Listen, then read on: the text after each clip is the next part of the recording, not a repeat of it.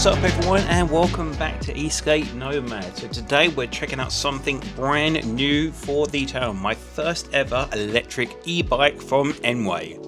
The Engwe Pro 2.0, and this bike is promising to add a new dimension for my PEV adventures. And stay tuned because we're going to find out a way of unlocking its full potential to really send this awesome PEV. So let's dive straight in. So why have I decided to reach out to try my first ever e-bike? As some of you guys know, the conditions in the UK over the winter period are, let's just say, not brilliant. So I really wanted to test out my first ever e-bike to see how this thing performs and what's it like trying something brand new that we've never reviewed on the channel before. Now the wheels that are paired with this bike are massive fat all-terrain tyres which are 20 inches high and 4 inches wide on the contact patch, with a tread that is suitable for sand, gravel, dirt or even snowy conditions.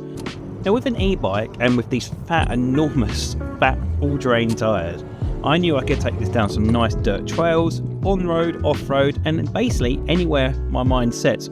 A couple of things I noticed when I was riding with these larger wheel tyres is that I could kind of sneak up dirt trails, one going on the pavement, to avoid the public and keep everyone happy. So adds a lot of versatility when you're riding an e-bike over something like an e-board. Now, being based in the UK, I actually have the EU version of this bike, which has a 250 watt rear wheel drive motor, which is throttle assist.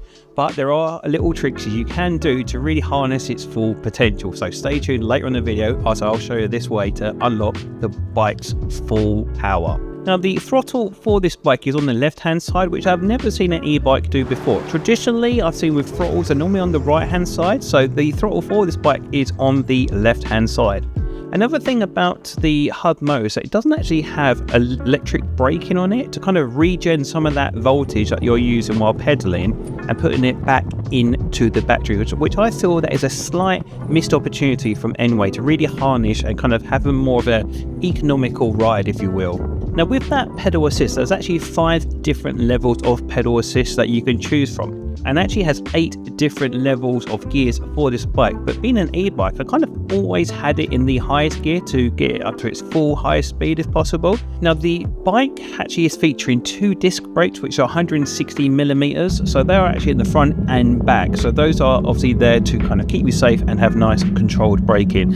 Now one thing I noticed about with the braking, it was very nice and firm. However, with the tread on the tyres, it was a little bit slippery at times. So just be aware when you're braking not to be full guns blazing when you're trying to slow down on the bike. Just one thing to be aware of. Now one thing that is completely different to an e-bike compared to something like an e-board is it is there to assist you to get you up to those higher speeds. It's not there to take full control of the electric motor. This kind of came apparent, if you will, when I took it up to the most steepest hills that I could find, where I did need to knock it back down into those lower gears and with the throttle to get up those hills. I could do it, but it wasn't dedicated just off the electric motor. So this thing is for assisting you at high speeds and not to have full e-power. Okay, right, so now what I'm going to do is show you how you can unlock the full potential of this bike. Now this does mean that the bike's no longer street legal, but it's one thing you can do if you're on private land and you want to get the full power out of your bike. Now, so what you need to do, very simple, turn on the bike straight away, let it boot up, and then you need to hold the plus and minus button until you go into this mode here. Now, once you've done that bit, you need to hold down the plus button for 15 seconds in total. All right, so just do that next. And then you see here, it changes the mode here. So now it's on a different mode. And then you need to simply turn off your bike, turn it back on. And now, make sure it's in, obviously, a pedal mode. Should be in full power mode, which is fun. Now the heads-up display for this bike is very, very clear, and it is actually colour, which is a nice touch. For me, when I was looking into the display, it gave me all the information I needed and was very clear and bright during the day, which I seem to find is one of the most important things with a head-up display. it shows you the speed, mileage and remaining charge on the battery, so it's providing all the information you need simply at a glance. Now when we're talking about the battery, and the battery for this bike is a 48 volt 13 amp hour removable internal lithium ion battery.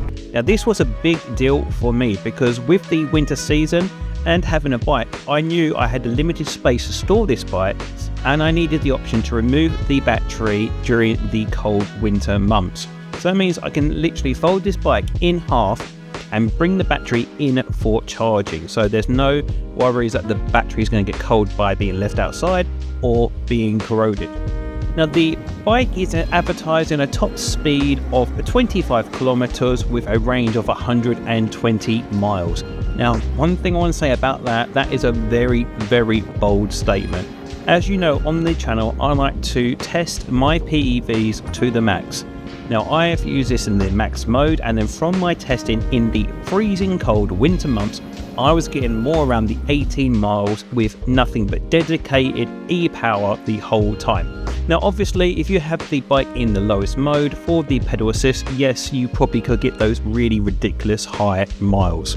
But for me, I want to see what the bike can do in the worst conditions. So that was the estimated ranges that I was getting out of the bike. Now the charger that is paired with this bike is a 3 amp charger with a charging time between 5 and 8 hours. Now that's an absolutely fine charger for something like an e-bike, because if you do run out of range, it is there to assist you whilst riding. That means if you was to run out of power, unlike an e-board being stranded, you still have that pedal options. And also you could also turn it down if you are getting low on voltage. So I think 5 to 8 hours is absolutely fine. And always, you could always add another battery to your ride to extend the ranges even further. Now going into my first e-bike since I was a child, I wasn't sure what to expect, but the finish on this bike is absolutely lovely. And also featuring a nice strong metal bike rack on the back, I actually attached my bike lock to it to always have my bike lock with me whilst going out for rides. Another thing that was a nice little touch to this bike is its LED headlight and brake light as standard when you order your bike. That means some days when I was going out for long night rides, I knew I had enough visibility to see and be seen. There's also some nice reflective stripes on the wheels themselves to kind of flash and get the attention of drivers when they are on the main road with you. Now the UK is not known for some of the best, smoothest roads in Europe. Now this bike is featuring a really good supportive front suspension system which you could lock and unlock when needed. The seat as well has a nice spring to it, which means I've been nice and comfortable. Now I have not been on a bike for many years, and I didn't feel uncomfortable at any point when riding this bike on the roads and on some gnarly dirt trails.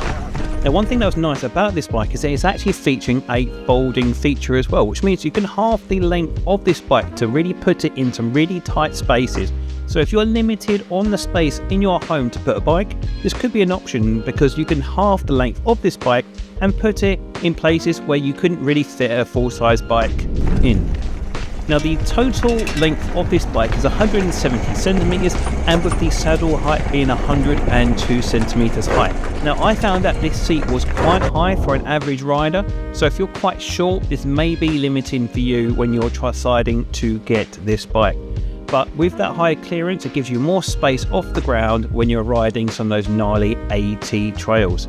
Now, once the bike is in its folded mode, it actually goes from 170 centimeters to 99 centimeters in length and only 76 centimeters high to really have this bike in a very compact shape. Now, the weight of this bike is 30 kilograms or 66 pounds, which isn't super heavy, which I was surprised about. Being an e-bike and having that battery, I thought would be much heavier.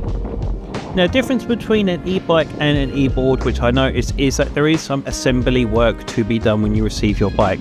Now, one thing I noticed about the unboxing experience is that you're provided with all the tools that you need out the box to assemble this bike. And it didn't take me longer than, say, 30 minutes to fully assemble this bike from scratch. So it's nothing too much of a pain, but it's one thing to be aware of as part of the unboxing experience. Now, who is the target audience for this bike? I feel like this is perfect for someone who is a city commuter or a PEV enthusiast or even an outdoor adventurer.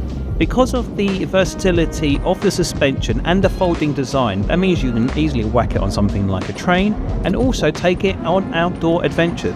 Now, the reason why I really wanted to review this e-bike is because with the winter months in the UK, it's limited to some of the conditions that you'd want to ride an e-board in. Now, with an e-bike, you don't have the worries that you do have with an e-board. Having that hub motor and that swappable battery is a big plus for me. And I tell you, I've had so much fun riding this bike, and it's the most refreshing thing I've ridden in a very long time. And I've used this almost every day since I've had it, and it's brought nothing but a smile on my face, and also being able to ride legally is an absolute dream for me. So I'm absolutely grateful for Engwe sending over this bike to have so much fun over the winter months. So overall, the Engwe Pro 2.0 I think is an absolutely amazing PEV to add to my arsenal for those different kind of outdoor adventures I've been looking for over the winter months. And I ask you guys, is there any other PEVs you want to see on the channel? Please put a comment down in the description below, because I'd love to see what other PEVs we should explore on the channel. Anyway, that's everything for today. Peace out, and I'll see you on the next one.